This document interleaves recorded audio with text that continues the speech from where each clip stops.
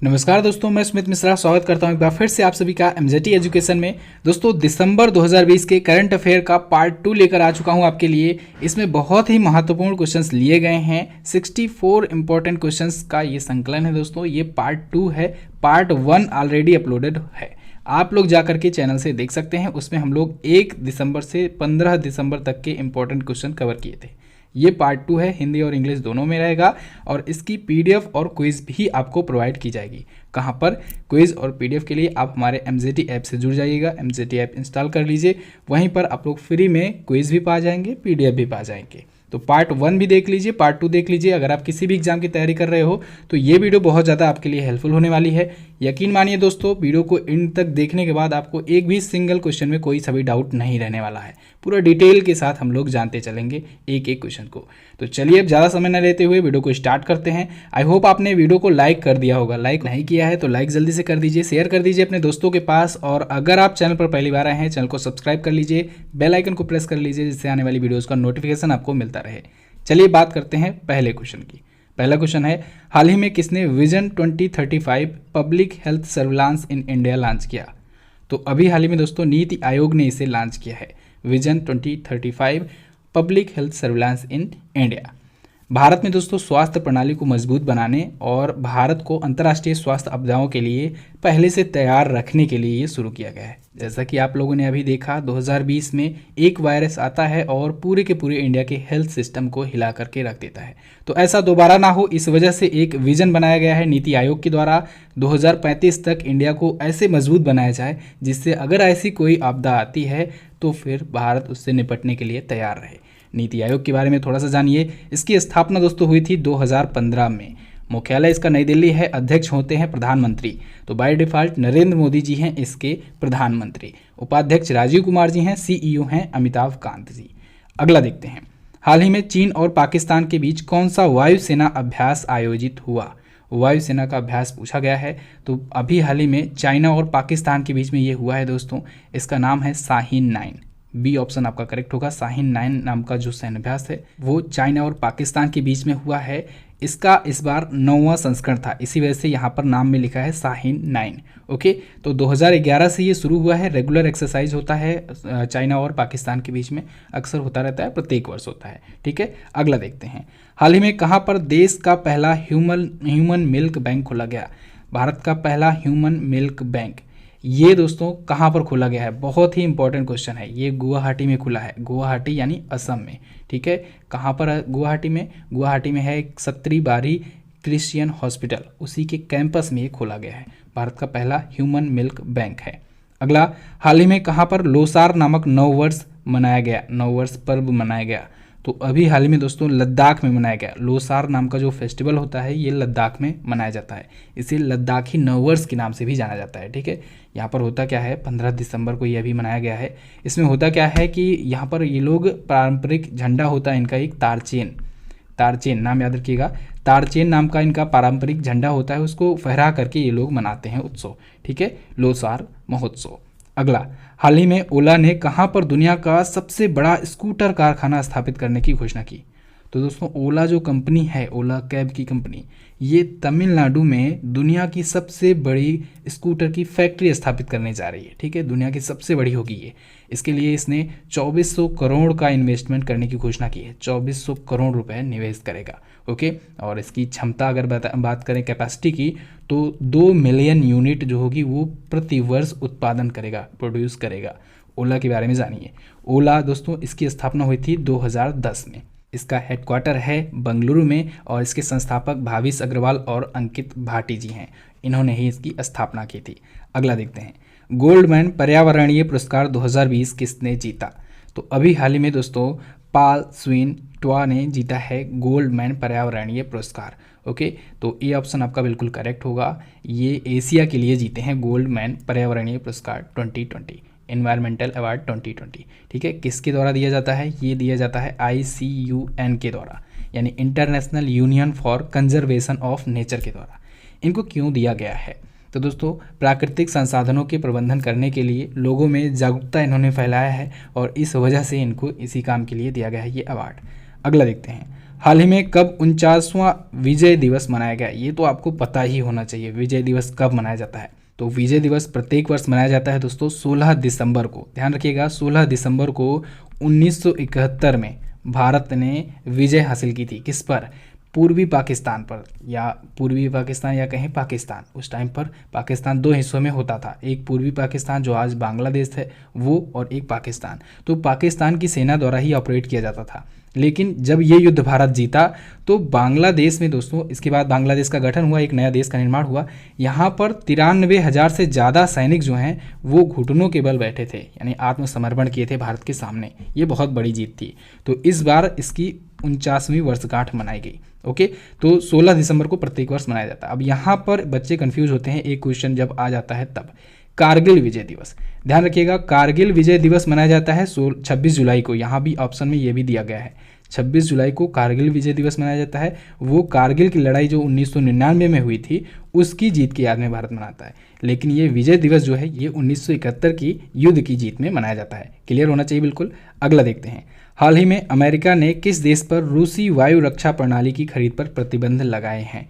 तो अमेरिका ने दोस्तों तुर्की पर प्रतिबंध लगा दिया है। तुर्की, डी ऑप्शन में आपको दिख रहा है, इस पर प्रतिबंध लगाया है कि ये रसिया का कोई भी एयर डिफेंस सिस्टम नहीं खरीदेगा।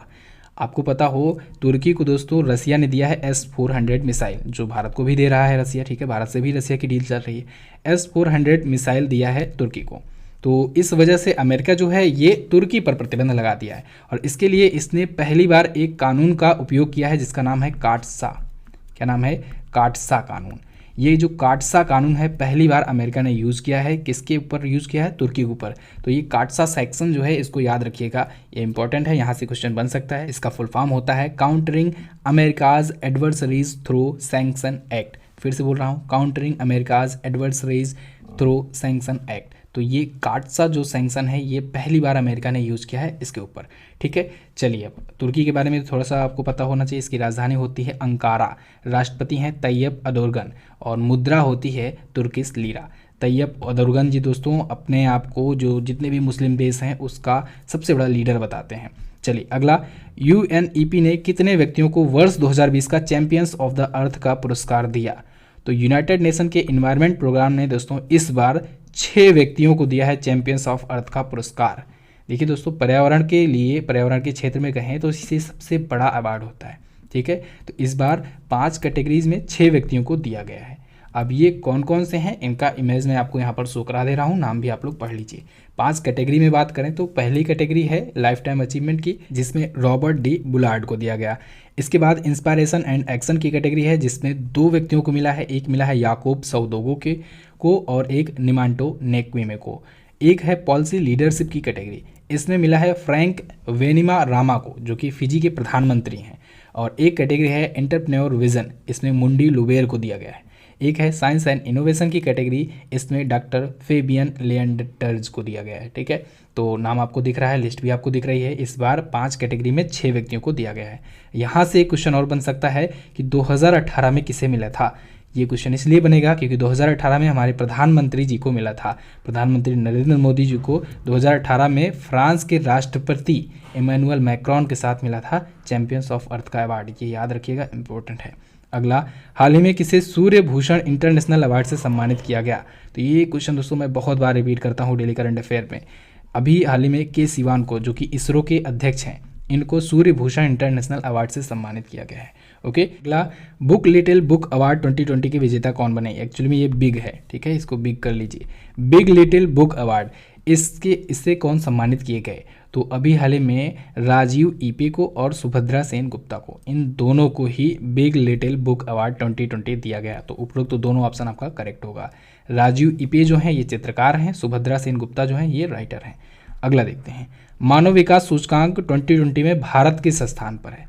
तो भारत है इस बार दोस्तों 131वें स्थान पर। बहुत इंपॉर्टेंट क्वेश्चन है। पिछली बार भारत था 129वें स्थान पर, इस बार 131वें स्थान पर है मानव विकास सूचकांक यानी ह्यूमन डेवलपमेंट इंडेक्स में। टॉप पर कौन है? टॉप पर है नॉर्वे, सेकंड पर है आयरलैंड, थर्ड पर है स्विट्जरलैंड, लास्ट में कौन है? लास्ट में है नाइजर। 189 देशों की रैंकिंग जारी की गई थी, तो 189वें नंबर पर है नाइजर। क्लियर? चलिए अगला देखते हैं, एशियन गेम्स 2030 की मेज़बानी कौन करेगा? एशियन गेम्स, इसके बारे में तो मैं आपको बहुत सारी चीज़ें बताया था। इसके आसपास के 6 संस्करण के बारे में मैंने आपको बताया था।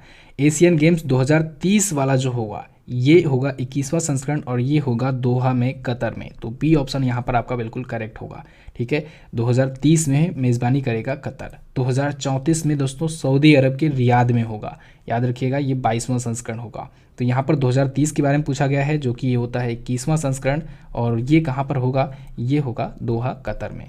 ठीक है, अभी जो अगला होने वाला है 2022 में, ये कहाँ पर होगा, 2022 वाला होगा होंगझोउ चाइना में, 19वां संस्करण है वो। अगला देखते हैं, प्रधानमंत्री मोदी ने कहाँ पर दुनिया के सबसे बड़े नवीनीकरणीय ऊर्जा पार्क का शिलान्यास किया। तो अभी हाल में प्रधानमंत्री मोदी जी ने दोस्तों गुजरात में किया है, गुजरात में 30,000 मेगावाट क्षमता वाला। ठीक है, अगला है फोर्ब्स लिस्ट 2020 में सबसे ज़्यादा कमाई करने वाला सेलिब्रिटी कौन है। तो फोर्ब्स की लिस्ट अभी आई है, इसमें सबसे ज़्यादा कमाई करने वाले सेलिब्रिटी हैं दोस्तों काइली जेनर, ये लेडीज़ हैं, और फोर्ब्स की लिस्ट में सबसे ज़्यादा कमाई करने वाली सेलिब्रिटी भी हैं ये काइली जेनर। ठीक है, 590 मिलियन डॉलर की कमाई के साथ ये हैं टॉप पर। अच्छा, इस लिस्ट में फर्स्ट एकमात्र भारतीय जो हैं वो हैं अक्षय कुमार, इनको मिला है 52वां स्थान, याद रखिएगा अक्षय कुमार 52वें स्थान पर हैं, एकमात्र भारतीय सेलिब्रिटी इस लिस्ट में, टॉप 100 में। किसने जारी किया है, फोर्ब्स ने। अगला, golden peacock environment management award 2020 किसने जीता। तो अभी हाल ही में ये अवार्ड जीता है सेल ने। ठीक है, सेल ने इसे जीता है। अच्छा, अभी सेल के बारे में ही तो मैंने आपको बताया था भाई कुछ दिन पहले, सोमा मंडल जो दोस्तों ये सेल की पहली महिला अध्यक्ष बनी है कंपनी की, ध्यान रखिएगा। सेल का मतलब steel authority of India limited, Maharatna company है, 1954 में हुई थी इसकी स्थापना, और नई दिल्ली में हेडक्वार्टर है। वर्तमान में सोमा मंडल जी हैं इसकी अध्यक्ष। चलिए अगला, हाल ही में किसे अंतर्राष्ट्रीय अंतरिक्ष स्टेशन के स्पेस एक्स क्रू 3 मिशन का कमांडर चुना गया। तो अभी हाल ही में राजाचारी को, ये भारतीय मूल के हैं लेकिन अमेरिकी हैं, इनको अंतर्राष्ट्रीय अंतरिक्ष स्टेशन के स्पेस एक्स क्रू 3 मिशन का कमांडर चुना गया है। अच्छा दोस्तों, जो आर्टेमिस मिशन है नासा का, बहुत ही बहुचर्चित मिशन है, आर्टेमिस मिशन के तहत 18 अंतरिक्ष यात्रियों को चंद्रमा पर भेजा जा रहा है नासा के द्वारा, उसमें ये भी शामिल है, राजाचारी भी। ओके, अगला, स्पाइस मनी ने अपना ब्रांड एम्बेसडर किसे बनाया। तो स्पाइस मनी ने अभी हाल ही में सोनू सूद को दोस्तों अपना ब्रांड एम्बेसडर बनाया है, स्पाइस मनी। ओके, अगला देखते हैं, हाल ही में किस राज्य सरकार ने YSR फ्री क्रॉप इंश्योरेंस योजना शुरू की। तो अभी हाल ही में आंध्र प्रदेश ने ये योजना शुरू की है। YSR जहाँ भी लग जाए आप लोग समझिएगा वो आंध्र प्रदेश से संबंधित योजना है। ओके, वैसे तो राज्य और योजनाओं पर मैंने आपको वीडियो दी हुई है, टॉपिक वाइज रिवीजन की एक प्लेलिस्ट मैंने आपको बनाकर दी हुई है, उस प्लेलिस्ट में जाइए, जितने भी राज्यों और उनसे संबंधित योजनाएं हैं वो आप आ जाएंगे, वीडियो को देखिएगा जरूर, बहुत ज़्यादा इंपॉर्टेंट है। अगला, ISO सर्टिफिकेट पाने वाला देश का पहला चिड़ियाघर कौन बना, ये भी इंपॉर्टेंट क्वेश्चन है। अभी हाल ही में दोस्तों हैदराबाद के नेहरू जूलॉजिकल पार्क को ISO सर्टिफिकेट दिया गया है, ये पाने वाला पहला चिड़ियाघर बन गया है भारत का। ओके, अगला देखते हैं, अगला है वर्ष 2020 के best FIFA player of the year का अवार्ड किसने जीता। तो अभी हाल ही में रॉबर्ट लेवांडोव्स्की ने और लूसी ब्रांच ने, इन दोनों ने ही जीता है best FIFA player of the year का अवार्ड। एक्चुअली में एक ने महिलाओं के लिए जीता है और एक ने जीता है पुरुषों के लिए। ओके, तो इसमें महिलाओं के लिए किसने जीता है, लूसी ब्रांच ने, ये महिलाओं के लिए जीती हैं, और रॉबर्ट लेवांडोव्स्की जो हैं ये पुरुष वर्ग के लिए जीते हैं। ठीक है, अगला, हाल ही में किसने प्रधानमंत्री मोदी को G7 समिट 2021 के लिए आमंत्रित किया। तो ब्रिटेन के PM बोरिस जॉनसन ने इनवाइट किया है, प्रधानमंत्री मोदी जी ने इनको इनवाइट किया है भारत के 26 जनवरी में जो मनाया जाएगा गणतंत्र दिवस, उस पर मुख्य अतिथि के रूप में ब्रिटेन के प्रधानमंत्री को, और उसके बदले में बोरिस जॉनसन ने वहां पर जो G7 का समिट होगा इस बार, उसमें प्रधानमंत्री नरेंद्र मोदी जी को इन्वाइट किया है। अगला, हाल ही में किस भारतीय उद्यमी को young champions of the earth 2020 का पुरस्कार मिला। अभी हाल ही में दोस्तों विद्युत मोहन को, ये भारतीय मूल के हैं, ये भारतीय उद्यमी हैं, इनको young champions of the earth पुरस्कार 2020 मिला है। एक्चुअली में दोस्तों इस बार 7 व्यक्तियों को दिया गया यंग चैंपियंस ऑफ अर्थ का पुरस्कार। अभी मैंने आपको चैंपियंस ऑफ द अर्थ के बारे में बताया, 6 व्यक्तियों को मिला, यहाँ पर young champions of the earth की बात हो रही है, 7 व्यक्तियों को मिला है।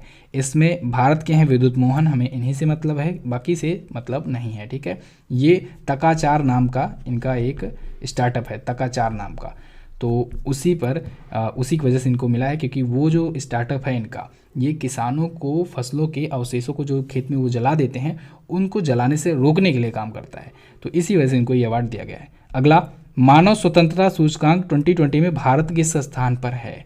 भारत किस स्थान पर है ह्यूमन फ्रीडम इंडेक्स में। तो इसमें इस बार भारत है दोस्तों 111वें स्थान पर। बहुत ज़्यादा इंपॉर्टेंट क्वेश्चन है। भारत है 111वें स्थान पर। इस रैंकिंग में टॉप पर कौन है? टॉप पर है दोस्तों न्यूजीलैंड। कौन है? न्यूजीलैंड। सेकंड पर स्विट्जरलैंड और थर्ड पर है हांगकांग। ठीक है, भारत पिछली बार 94वें स्थान पर था, इस बार 111वें स्थान पर है। चलिए, अंतिम देश सीरिया है। अगला, उत्तर प्रदेश के किस जिले में मेगा लेदर पार्क की स्थापना की जाएगी? ये क्वेश्चन तो बहुत ही इजी है, आपको पता ही होना चाहिए। मेगा लेदर पार्क, देखिए चमड़ा उद्योग के लिए दोस्तों कानपुर फेमस है, यूपी का, और यहाँ पर अब मेगा लेदर पार्क की स्थापना की जाएगी। ठीक है, और अगर ये स्थापित हो जाता है तो उत्तर प्रदेश में भारत का सबसे बड़ा मेगा लेदर पार्क होगा। ठीक है, चलिए, तो कानपुर में स्थापित किया जाएगा। पेटा ने भारत का सबसे मशहूर शाकाहारी सेलिब्रिटी 2020 किसे चुना है? तो अभी हाल ही में पेटा यानी people for the ethical treatment of animals, इसने सोनू सूद को और श्रद्धा कपूर को, इन दोनों को दोस्तों सबसे मशहूर शाकाहारी सेलिब्रिटी 2020 चुना है। एक्चुअली में इसने इसके लिए वर्ड यूज किया है, सेंटेंस यूज किया है, hottest celebrity of the year. ठीक है, तो ये चुना गया है। महिला कैटेगरी में श्रद्धा कपूर को और पुरुष कैटेगरी में सोनू सूद को चुना गया है। अगला देखते हैं, हाल ही में 60वां गोवा मुक्ति दिवस कब मनाया गया? गोवा मुक्ति दिवस, या कहें हम लोग इसे गोवा स्थापना दिवस। एक्चुअली में गोवा मुक्ति दिवस इसलिए कहते हैं क्योंकि यहाँ पर पुर्तगालियों का कब्जा हुआ करता था। तो इस बार 60वां गोवा मुक्ति दिवस मनाया गया है, जब 60 वर्ष पहले वहाँ से पुर्तगाल को भगाया गया था। ठीक है, कब मनाया गया? 19 दिसंबर को। 19 दिसंबर 1961 को दोस्तों पुर्तगाली भारत छोड़कर गए थे। पुर्तगाली सबसे पहले भारत आए थे और सबसे अंत में भारत से गए थे। अंत में ये गोवा को पर कब्जा कर लिए थे। ठीक है, लेकिन 1961 में इनको भगाया गया। अगला, हाल ही में किस राज्य सरकार ने ग्रामीण क्षेत्रों के लिए विरासत अभियान शुरू किया? विरासत अभियान दोस्तों शुरू किया है उत्तर प्रदेश ने ग्रामीण क्षेत्रों के लिए। एक्चुअली में जो विवादित ज़मीनें वगैरह होती हैं, इनके विवादों का निपटारा करने के लिए एक ये अभियान है। जगह जगह पर एक कैंप वगैरह लगाकर जो भी सुलह समझौता होगा वो कराया जाएगा, और जिसके नाम जो कब्जा रहेगा, जो ज़मीन रहेगी काफ़ी सालों से अगर कोई कब्जा है तो उसको उसी के नाम अलॉट कर दिया जाएगा। अगला, यूनेस्को ने कहाँ की हॉकर संस्कृति को सांस्कृतिक विरासत की सूची में शामिल किया? तो ये हॉकर संस्कृति, हॉकर कल्चर जो है दोस्तों, ये है सिंगापुर की। यहाँ पर होता क्या है कि लोग गलियों में, स्ट्रीट में जाकर खड़े होकर के खाना खाते हैं। वहाँ पर गलियों में खाना परोसा जाता है, ठीक वैसे ही जैसे हमारे यहाँ पर ठेले पर मिलते हैं। ठीक है, तो वैसे ही वहाँ पर मिलता है, लेकिन वहाँ पर थोड़ा और अच्छी व्यवस्था होती है, तो वो वहाँ की संस्कृति है, वहाँ की कल्चर है। ठीक है, तो इस वजह से यूनेस्को ने इसे मानवता की अमूर्त सांस्कृतिक विरासत प्रतिनिधि सूची में शामिल किया है। ओके, चलिए अगला देख लेते हैं। पहला फिल्म फेयर OTT पुरस्कार 2020 में बेस्ट वेब सीरीज का पुरस्कार किसे मिला? ये बड़ा इंपॉर्टेंट क्वेश्चन है। इस बार पहली बार दोस्तों फिल्म फेयर ने OTT सीरीज में भी अवार्ड दिया है। तो पहली बार पहला फिल्म फेयर OTT अवार्ड दिया गया है, इस वजह से क्वेश्चन हो जाता है इंपॉर्टेंट, और इस वजह से मैंने आपको इस पर दिया है वीडियो।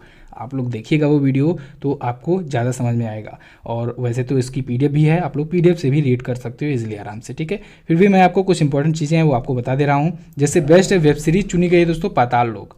ठीक है, पाताल लोक को चुना गया है बेस्ट वेब सीरीज। और बेस्ट एक्टर चुना गया है ड्रामा कैटेगरी में पाताल लोक के ही जो एक्टर थे जयदीप अहलावत, उनको। ठीक है, बेस्ट फीमेल एक्टर चुना गया है ड्रामा कैटेगरी में सुष्मिता सेन को। किसे?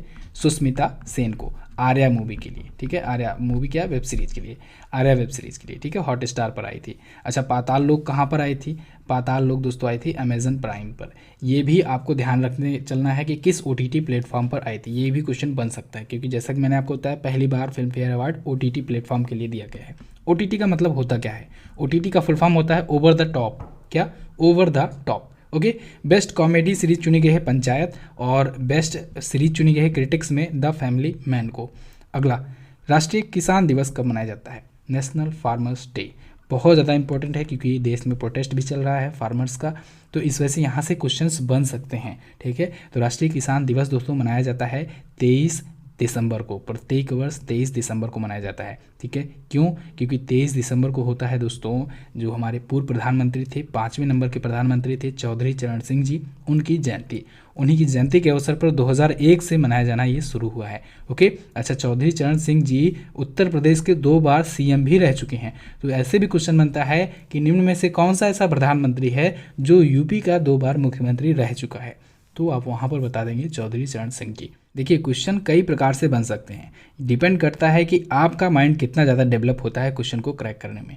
अगर आपको डिटेल नॉलेज रहेगी तो आप कोई सा भी क्वेश्चन आएगा तोड़ मरोड़ कर कैसे भी पूछा जाएगा तो आप आंसर कर ले जाओगे।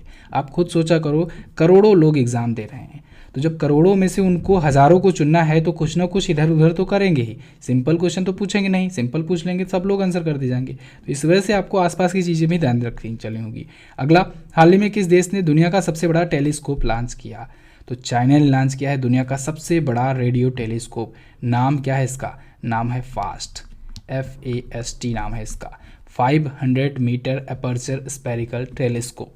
एक्चुअली में दोस्तों ये 500 मीटर में 500 मीटर के अपर्चर में है, ये व्यास में है ये, इस वजह से इसका नाम फास्ट रखा गया है। 500 मीटर अपर्चर स्पेरिकल टेलीस्कोप नाम रखा गया है, दुनिया का सबसे बड़ा है। ओके, अच्छा यहाँ से एक क्वेश्चन याद रखिएगा। अभी हाल ही में अमेरिका में एक था टेलीस्कोप एक्रिबो नाम का, एक्रिबो ऑब्जर्वेटरी, वो अभी जर्जर होकर ढह गया है, तो वो भी हो सकता है पूछ ले।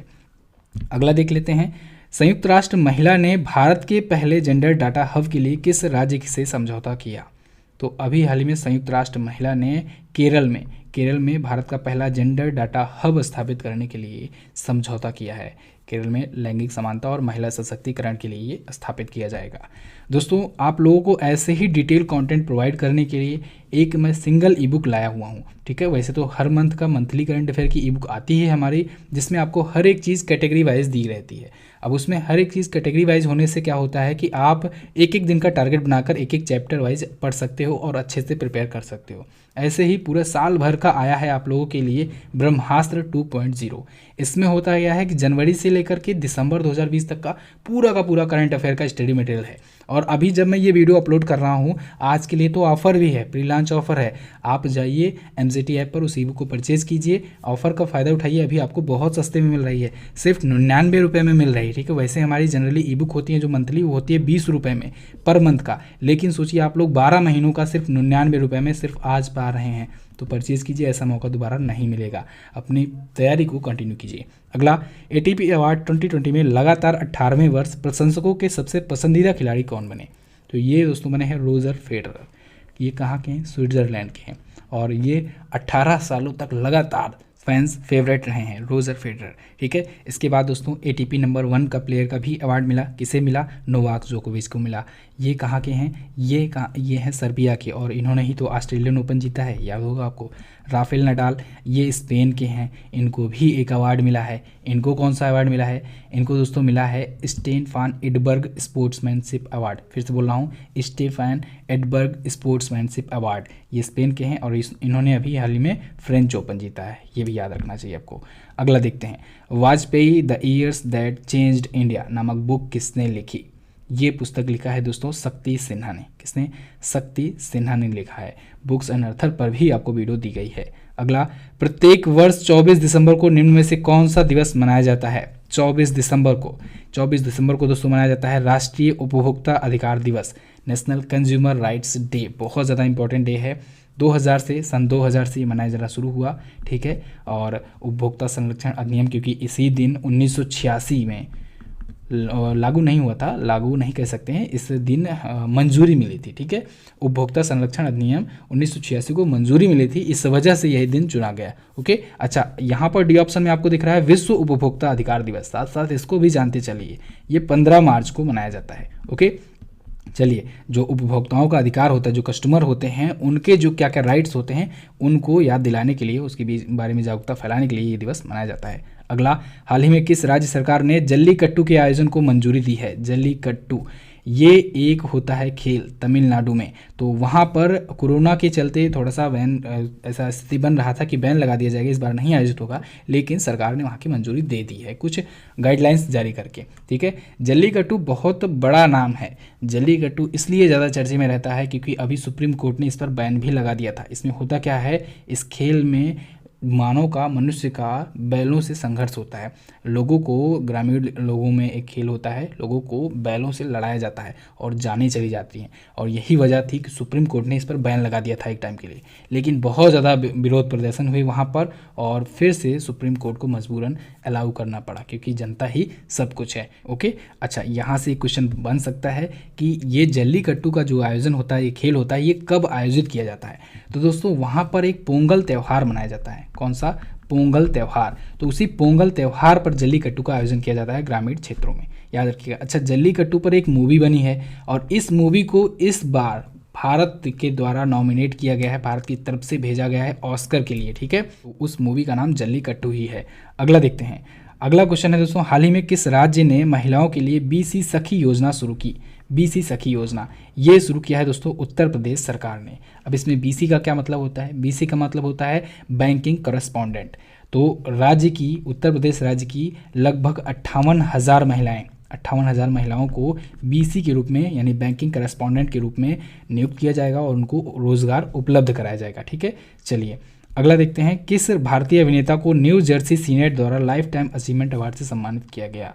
तो अभी हाल ही में धर्मेंद्र को सम्मानित किया गया है। कहाँ पर? न्यू जर्सी सीनेट में, अमेरिका के न्यू जर्सी के सीनेट में लाइफ टाइम अचीवमेंट अवार्ड से इन्हें सम्मानित किया गया है, इनके कंट्रीब्यूशन के लिए, जो बॉलीवुड में इन्होंने जो भी अपना योगदान दिया है, ठीक है। अगला, बीसीसीआई ने वर्ष 2022 में होने वाली आईपीएल मैचों में कितनी टीमों के खेलने की अनुमति दी है? तो दोस्तों 2022 में जो आईपीएल होगा, जो आईपीएल का 15वां संस्करण होगा, उसमें 10 टीमें खेलेंगी आईपीएल में। अब यहाँ से क्वेश्चन ध्यान रखिएगा, आईपीएल 14 की बात नहीं हो रही है, यानी इस वर्ष जो होगा 2021 में, इसकी बात नहीं हो रही। इसमें अभी भी 8 टीमें ही खेलेंगी। जो अगली साल होगा उसमें 10 टीमें खेलेंगी। कारण क्या है? क्योंकि अभी कोई फ्रेंचाइजी डिसाइड ही नहीं हुई है कि 2 नई फ्रेंचाइजी कौन सी होंगी, ठीक है। तो इस वजह से अभी इस बार नहीं, अगली बार से 10 टीमें खेलेंगी आईपीएल में, ठीक है। आईपीएल के बारे में बात करें, इस पर भी वैसे तो मैं आपको वीडियो दे चुका हूँ। मुंबई इंडियंस सबसे ज़्यादा बार जीती है, 5 बार, और इस बार भी जो अभी 13वां संस्करण हुआ आईपीएल का, जो कि यूएई में हुआ था, यहाँ से क्वेश्चन दोस्तों बहुत बन रहे हैं आईपीएल से। एनटीपीसी के एग्जाम में आप प्रत्येक सेट में उठाकर देख लीजिए, आईपीएल से क्वेश्चंस बने हैं और आप एक सिंगल वीडियो से एक क्वेश्चन बना सकते हैं। वो वीडियो मैं आपको दिया हुआ हूँ, आप उस वीडियो को देखिएगा जरूर, क्योंकि उस एक वीडियो से आपका ये क्वेश्चन क्लियर हो जाएगा बिल्कुल, ठीक है। तो आईपीएल इस बार यूएई में हुआ, 13वां संस्करण था 2020 वाला, और मुंबई इंडियंस ने जीता। मुंबई इंडियंस ने 5वीं बार जीता है। ओके, चलिए अगला देखते हैं। किस महापुरुष की जयंती को सुशासन दिवस के रूप में मनाया जाता है? तो दोस्तों अटल बिहारी वाजपेयी जी की जयंती को सुशासन दिवस के रूप में मनाया जाता है। 25 दिसंबर को इस बार इनकी 96वीं जयंती मनाई गई।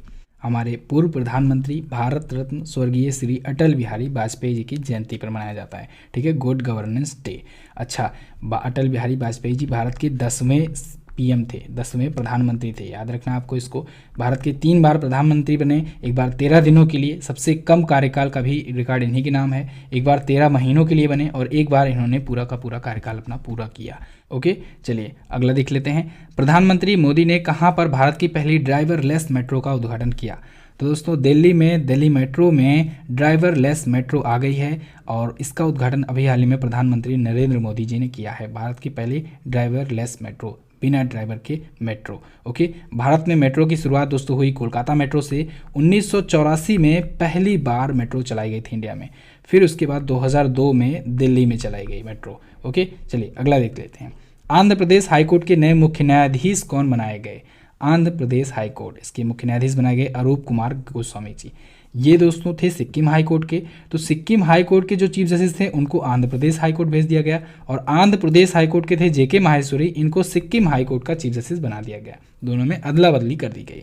हिमा कोहली आपको सी ऑप्शन में दिख रही हैं, इनको तेलंगाना हाई कोर्ट का बना दिया गया है चीफ जस्टिस। ओके, और JS मुरलीधर आपको दिख रहे हैं, इनको दोस्तों बना दिया गया है ओडिशा हाई कोर्ट का नया चीफ जस्टिस। कुछ और भी नए चीफ जस्टिस आए हुए हैं, तो इस पर हम लोग एक डेडिकेटेड वीडियो लेकर के देखेंगे अच्छे से। अगला, देश का सबसे बड़ा हॉकी स्टेडियम कहाँ बनाया जाएगा? उड़ीसा में बनाया जाएगा दोस्तों, उड़ीसा के राउरकेला में बनाया जाएगा देश का सबसे बड़ा हॉकी स्टेडियम। एक्चुअली में 2023 में दोस्तों उड़ीसा एक बार फिर से मेज़बानी करने जा रहा है हॉकी विश्व कप का। 2018 वाला भी उड़ीसा में ही हुआ था मेज़बानी, और इस बार फिर से हो रहा है, ठीक है, 2023 के संस्करण का भी। तो राउरकेला में इसके लिए एक स्टेडियम बनाया जा रहा है, भारत का सबसे बड़ा हॉकी स्टेडियम होगा, 20,000 लोगों की, 20,000 ऑडियंस की कैपेसिटी वाला होगा। ओके, चलिए दोस्तों, वीडियो को लाइक शेयर कर दिया करो। देखिए ये सब चीज़ें बार बार बोलने में अच्छा नहीं लगता है, आप लोग लाइक कर दिया करो। आपके लिए इतनी मेहनत की जाती है, इतना डिटेल में मैं बताने का प्रयास करता हूँ, तो प्लीज़ आप लोग लाइक कर दिया करो और शेयर भी कर दिया करो, ठीक है। शेयर ज़रूर किया करो अपने दोस्तों के पास। आप लोग अच्छी चीज़ें शेयर करोगे तो आपके अंदर भी एक पॉजिटिव एनर्जी आएगी, ठीक है, अच्छा कॉन्फिडेंस आएगा। अगला, नीति आयोग ने किस नाम से भारत की पहली क्लाउड स्टोरेज सेवा शुरू की? तो नीति आयोग ने अभी हाल ही में डिजी बॉक्स नाम से, क्या, डिजी बॉक्स नाम से एक भारत की पहली क्लाउड स्टोरेज सर्विस शुरू की है, ठीक है। क्लाउड स्टोरेज सर्विस अब इंडिया के पास भी होगा। भारत को आत्मनिर्भर बनाने में ये भी एक बड़ा कदम है। नीति आयोग के बारे में हम लोग जान ही चुके हैं शुरुआत में ही। भारत की पहली लिथियम रिफाइनरी किस राज्य में स्थापित की जाएगी? ये भी इंपॉर्टेंट क्वेश्चन है। देखिए दोस्तों, जहां पर भी पहले जुड़ जाए, समझ लीजिए क्वेश्चन वैसे ही इंपॉर्टेंट हो गया। तो भारत की पहली लिथियम रिफाइनरी दोस्तों गुजरात में स्थापित की जाएगी। कहाँ पर? गुजरात में स्थापित की जाएगी। इसके लिए 1,000 करोड़ का इन्वेस्टमेंट किया जा रहा है। तो मणिकरण पावर लिमिटेड एक कंपनी है, भारत की सबसे बड़ी बिजली व्यापार और नवीनीकरण ऊर्जा कंपनी है, वो इन्वेस्टमेंट करेगी, वही इसको डेवलप करेगी, ठीक है। जो आप लोग बैटरी यूज़ करते हो मोबाइल में, लिथियम की Li आयन लिखा होता होगा, वही है लिथियम। तो लिथियम आयन की सबसे बड़ा यूज बैटरी को बनाने में होता है, ठीक है। चलिए अगला, भारत की सबसे कम उम्र की मेयर कौन बनी? तो ये बन गई दोस्तों आर्या राजेंद्रन, भारत की सबसे कम उम्र की मेयर। ये बनी है केरल में, केरल के तिरुवनंतपुरम में। केरल के तिरुवनंतपुरम में CPM के टिकट से बनी है, CPM के टिकट से बनी है, ठीक है। तिरुवनंतपुरम नगर निगम की मेयर चुनी गई हैं। चलिए, अभी इनकी एज है केवल 21 वर्ष। अगला, अंतर्राष्ट्रीय गीता महोत्सव 2020 कहाँ आयोजित हुआ? गीता महोत्सव ये आयोजित हुआ कुरुक्षेत्र में। कहाँ पर? कुरुक्षेत्र हरियाणा में हुआ है आयोजित, ठीक है। इसको आप लोग ऐसे याद करिए। गीता का उपदेश कहाँ पर दिया था कृष्ण ने? महाभारत के उसमें युद्ध में दिया था। महाभारत का युद्ध कहाँ पर हुआ था? कुरुक्षेत्र में ही तो हुई थी, ठीक है। तो उसी वजह से कुरुक्षेत्र में ही आयोजित किया जाता है। मनोहर लाल खट्टर जी ने इसका उद्घाटन किया। यहाँ पर पहली बार इस बार दीपोत्सव भी हुआ, दीपोत्सव का भी आयोजन हुआ, जिसमें 2.5 लाख 2.25 लाख दीप जले। ध्यान रखिएगा, 2.25 लाख दीप इस बार पहली बार जलाए गए। अगला, हाल ही में ICC द्वारा जारी best one day team of the decade का कैप्टन किसे चुना गया? ICC ने दोस्तों अपना डिकेड अवार्ड की घोषणा की है। इसमें best team of the decade यानी दशक का बेस्ट वनडे टीम का कैप्टन कौन चुना गया है? ये महेंद्र सिंह धोनी होंगे, बी ऑप्शन करेक्ट, ठीक है। इनको बेस्ट T20 का और बेस्ट वनडे का, इन दोनों टीम का डिकेड का सबसे बेस्ट कैप्टन चुना गया है। और वहीं टेस्ट टीम की बात करें तो विराट कोहली को चुना गया है बेस्ट टेस्ट टीम का कैप्टन, ठीक है। चलिए, और इस बार अगर जो बात करें, जो ODI ने अपनी एक ऑल टाइम जो डिकेड का चुना है टीम, उस टीम में 4 भारतीय शामिल हैं। अच्छा, पाकिस्तानियों को मौका ही नहीं मिला, इस वजह से पाकिस्तानी बौखला गए और वहाँ पर शोएब अख्तर वगैरह जो थे वो लगातार ट्वीट इधर उधर करने लगे कि ICC जो है वो बिक गई है। जो भी है, इसमें 4 भारतीयों को शामिल किया गया और किसी भी पाकिस्तानी को किसी भी सेक्टर में कोई सा भी अवार्ड नहीं मिला। 4 भारतीय कौन है ये आप लोग जान लीजिए। 3 तो बैट्समैन हैं, एक विराट कोहली, एक रोहित शर्मा और एक महेंद्र सिंह धोनी, ठीक है। और एक बॉलर हैं जसप्रीत बुमराह। अगला देखते हैं, हाल ही में किस देश ने चंद्रमा पर परमाणु रिएक्टर स्थापित करने की घोषणा की? तो दोस्तों, अमेरिका ने चंद्रमा पर परमाणु रिएक्टर स्थापित करने की घोषणा की है। आने वाले दिनों में अमेरिका का एक न्यूक्लियर रिएक्टर होगा चंद्रमा पर, ठीक है। 2026 तक इसने कहा है, 2026 के अंत तक यह स्थापित कर देगा। अगला, तमिलनाडु का 38वां जिला कौन बना? तमिलनाडु का 38वां जिला, तो अभी हाल ही में तमिलनाडु ने दोस्तों मयिलादुथुरई को, ये ऑप्शन जो आपको दिख रहा है मयिलादुथुरई, इसको अपना 38वां जिला घोषित किया है, ठीक है। ये नागपट्टिनम जिले से अलग किया गया है। अगला, हाल ही में किसी DRDO के scientist of the year award से सम्मानित किया गया है? हेमंत कुमार पांडे जी को। इंपॉर्टेंट क्वेश्चन है, इसको नोट डाउन कर लीजिए। हेमंत कुमार पांडे जी को अभी हाल ही में DRDO ने अपने साइंटिस्ट ऑफ द ईयर के अवार्ड से सम्मानित किया है। क्यों? इनके हर्बल दवाओं को विकसित करने में जो इनका योगदान रहा है उसके लिए। ये दोस्तों पिछले 25 वर्षों से उत्तराखंड के पिथौरागढ़ में DRDO की लैब है एक, उसमें रिसर्च कर रहे हैं, ठीक है। अगला देखते हैं, स्वदेशी रूप से निर्मित भारत के पहले निमोनिया के टीके को किसने विकसित किया? दोस्तों स्वदेशी रूप से भारत में भी अब निमोनिया का टीका हो गया है, यानी निमोनिया के लिए भारत की वैक्सीन हो गई है और इसको अभी हाल ही में डेवलप किया है सीरम इंस्टीट्यूट ऑफ इंडिया ने। ठीक है, सीरम कर लीजिए इसे। सीरम इंस्टीट्यूट ऑफ इंडिया ने bill and Melinda Gates foundation के साथ मिल करके इसे डेवलप किया है। तो उपरोक्त तो दोनों ऑप्शन आपका बिल्कुल करेक्ट होगा। अब देखिए सीरम इंस्टीट्यूट ऑफ इंडिया आ गया है, यहाँ से आप लोग ध्यान रखिएगा, इसने कोरोना वैक्सीन भी तैयार कर ली है इसने, और भारत की एक और संस्था है, कौन सी संस्था है, भारत बायोटेक, इन दोनों ने ही कोविड-19 की वैक्सीन तैयार कर ली है और भारत सरकार के द्वारा मंजूरी भी मिल गई है। दोनों की कौन कौन सी वैक्सीन है ये आपको पता होना चाहिए, यहाँ से क्वेश्चन तो बनना ही बनना है। ठीक है, सीरम इंस्टीट्यूट ऑफ इंडिया जो है इसकी वैक्सीन का नाम है कोविशील्ड। क्या नाम है? कोविशील्ड। और जो भारत बायोटेक है उसकी वैक्सीन का नाम है कोवैक्सीन। क्या नाम है? कोवैक्सीन। ठीक है, कोवैक्सीन नाम है भारत बायोटेक की वैक्सीन का नाम। दोनों का नाम याद रखना आपको। अगला, मिस ट्रांस क्वीन इंडिया 2020 का खिताब किसने जीता? तो अभी हाल ही में दोस्तों मिस ट्रांस क्वीन इंडिया 2020 का खिताब जीता है साइन सोनी ने। किसने? साइन सोनी ने जीता है। अब देखिए साइन सोनी कौन है? साइन सोनी दोस्तों एक ये ट्रांसजेंडर है तो पेशे से हैं ये फैशन डिज़ाइनर दिल्ली में, लेकिन ये एक ट्रांसजेंडर है। तो इनका जन्म हुआ था एक पुरुष के रूप में, एक लड़के के रूप में, लेकिन ये बाद में ट्रांसजेंडर हो गई, लड़की हो गई और ये मिस ट्रांस क्वीन इंडिया 2020 का खिताब जीत चुकी हैं। अगला, उत्तर प्रदेश के जेवर एयरपोर्ट का नाम बदलकर क्या रखा गया? उत्तर प्रदेश के जेवर एयरपोर्ट का नाम बदलकर नोएडा इंटरनेशनल एयरपोर्ट कर दिया गया है। आगे आने वाले दिनों में हो सकता है किसी महापुरुष के नाम पर भी एक बार फिर से इसका नाम चेंज कर दिया जाए। योगी आदित्यनाथ जी रहे तो चेंज जरूर किया जाएगा। अगला, हाल ही में किस देश के प्रधानमंत्री ने वहां की संसद भंग की? कहाँ के प्रधानमंत्री ने? तो नेपाल के प्रधानमंत्री ने वहां की संसद भंग कर दी है। ठीक है, नेपाल के प्रधानमंत्री KP शर्मा ओली जी ने। ठीक है, 3 साल बाद ही वहाँ की संसद भंग हो गई है। अब अगला चुनाव होगा 30 अप्रैल से 10 मई के बीच में होगा इसी वर्ष। अगला देखते हैं, राष्ट्रीय गणित दिवस कब मनाया जाता है? राष्ट्रीय गणित दिवस ये मनाया जाता है दोस्तों भारत में 22 दिसंबर को। ठीक है, राष्ट्रीय गणित दिवस श्रीनिवास रामानुजन की जयंती पर मनाया जाता है। आप सभी को पता है भारत के ये महान गणितज्ञ थे।